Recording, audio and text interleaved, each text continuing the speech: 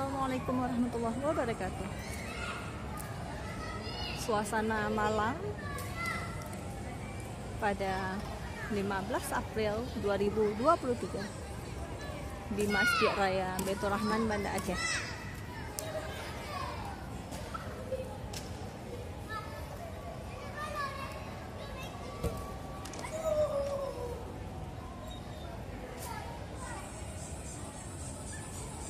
Assalamualaikum adik-adik.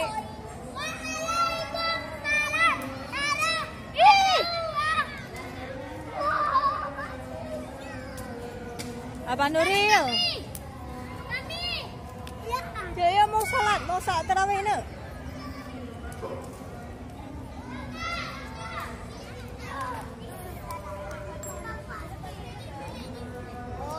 Allahu Akbar, Allahu Akbar.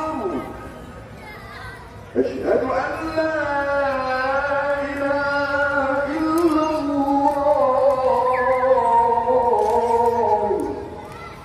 Asyhadu anna Muhammadan Rasulullah.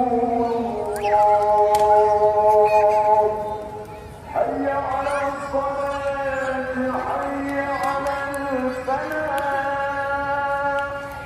Qad qamat as-salat, qad qamat as-salat. Allahu Akbar, Allahu Akbar.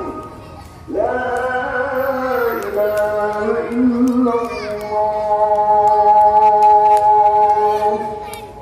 Ayo, udah cukup main. Yuk salat dulu. Di sini ya.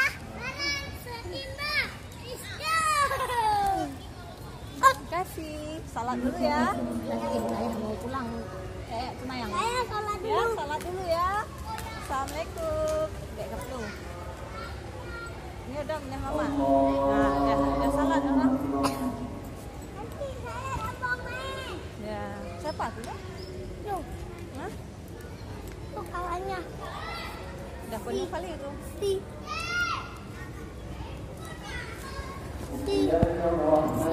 Hakim. Kawan Hakim.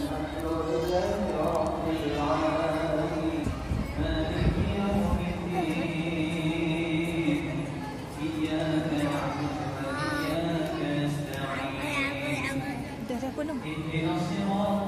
Dulu ya, kami mau salat dulu, nanti kita sambung lagi.